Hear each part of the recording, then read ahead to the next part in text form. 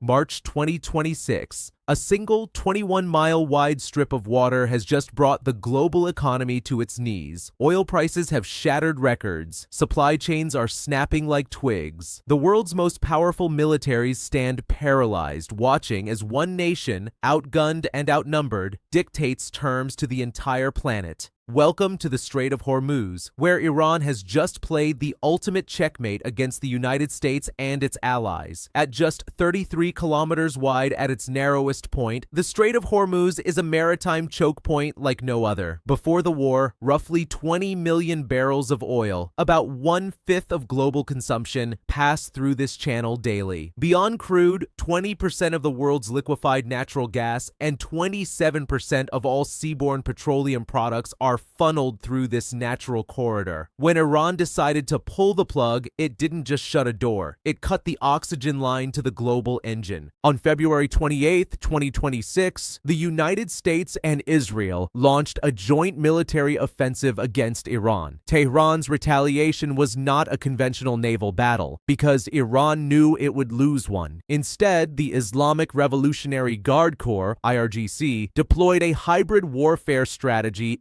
decades in the making. They didn't try to sink the U.S. Navy, they simply made it irrelevant. Within days, the IRGC declared the strait effectively closed. Commercial traffic plummeted by 95% from 130 ships per day in February to just 6 in March. The message was clear: no one moves without Tehran's permission. And when vessels tried to challenge this decree, Iran demonstrated its ruthless efficiency. On March 11th, Iranian drones struck the Thai-flagged tanker Mayari Nari, punching holes just above the waterline in a signature attack using explosive-laden drones.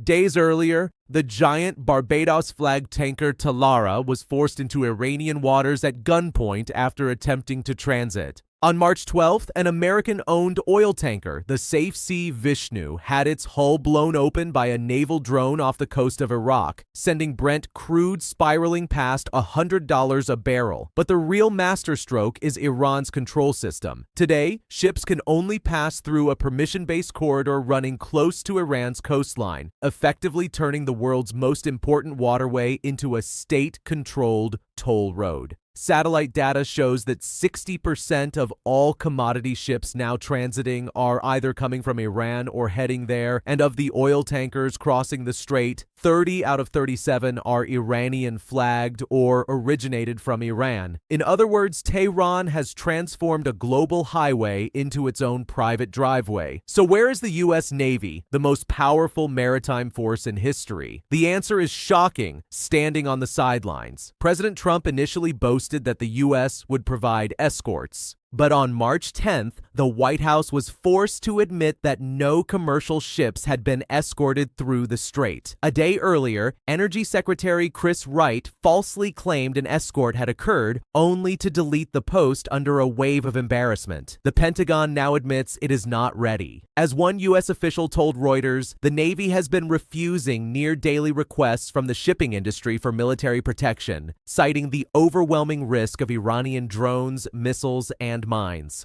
The problem is that Iran has prepared for this moment for over 2 decades. The IRGC has an estimated arsenal of 5,000 naval mines, including advanced seabed influence mines that are nearly impossible to detect. They operate swarms of armed speedboats, midget submarines, and loitering munitions. To force the strait open, the U.S. would need to conduct a massive mine-sweeping operation under fire from land-based anti-ship cruise missiles and drones. As MIT professor Caitlin Talmadge wrote in Foreign Affairs, this would be a time-consuming, costly, and difficult gauntlet that the U.S. has no appetite to run. The mighty U.S. Navy has been checkmated not by a superior fleet, but by geography and asymmetric ingenuity. This paralysis has blown a massive hole in the transatlantic alliance. European nations are furious.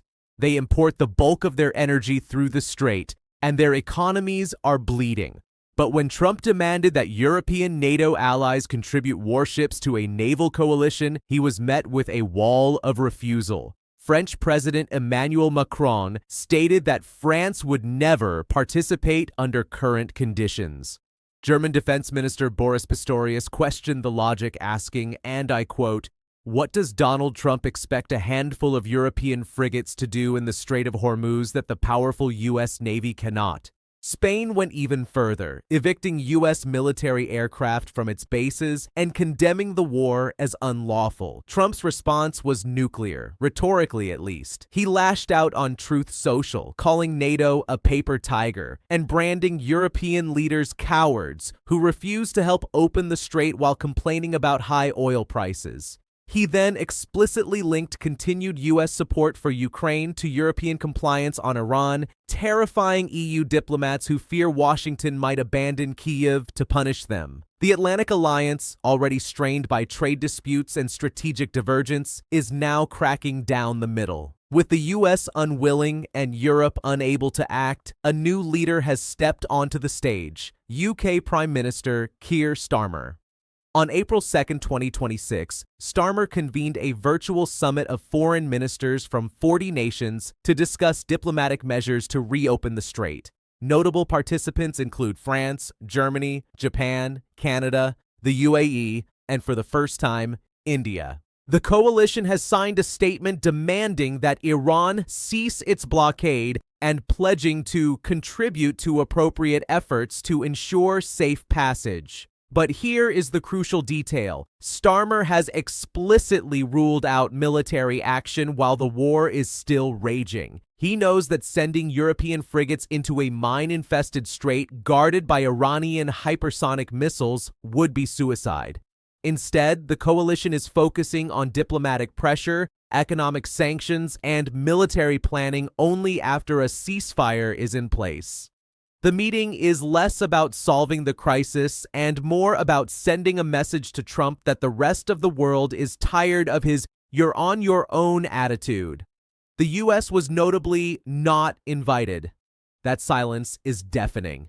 While the West fumbles, Iran has consolidated its position by forging a powerful new axis.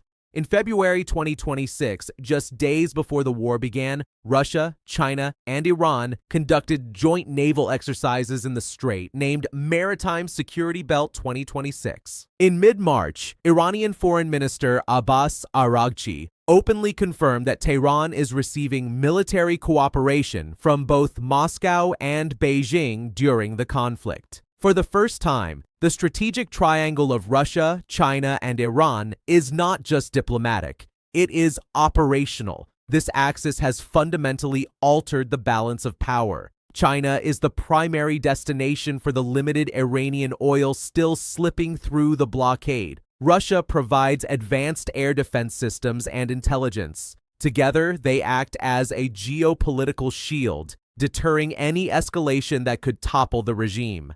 The United States is no longer fighting Iran alone. It is shadowboxing a coalition of the world's largest Eurasian powers. The economic carnage of this standoff is unprecedented. The International Energy Agency has called this the largest supply disruption in the history of the global oil market. Brent crude has surged past $118 a barrel, a 50% increase since the conflict began. Natural gas prices in Europe have skyrocketed 63%, sending electricity bills through the roof and forcing factories to shutter. But the crisis goes far beyond energy. The Gulf region supplies 46% of the world's seaborne urea, the fertilizer that feeds the planet. With the strait blocked, food production costs are climbing, threatening to trigger famines in import-dependent nations like India and Brazil. Half of all global seaborne sulfur, critical for electric vehicle batteries, is stuck in the logjam.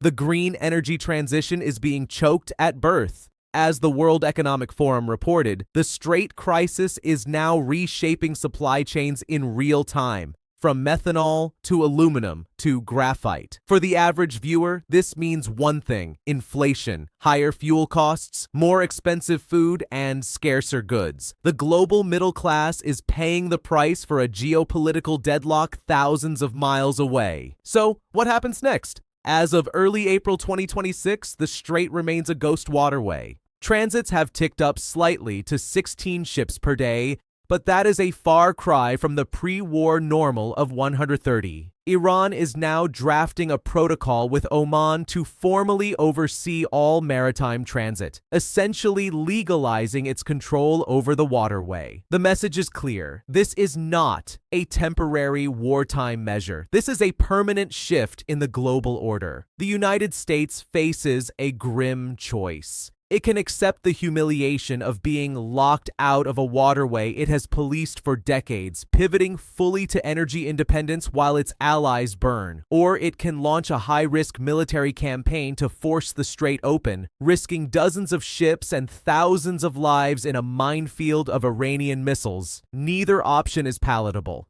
And as the West deliberates, Russia and China are watching, learning, and taking notes. The Strait of Hormuz is more than a bottleneck for oil. It is the laboratory for a new type of warfare, one where a weaker power uses geography, drones, mines, and strategic alliances to paralyze a superpower. Iran has proven that you don't need the biggest navy to win, you just need to control the shortest line. The world has been served a harsh lesson. The era of unchallenged American maritime supremacy may not be over, but for the first time, it looks vulnerable. And that changes everything.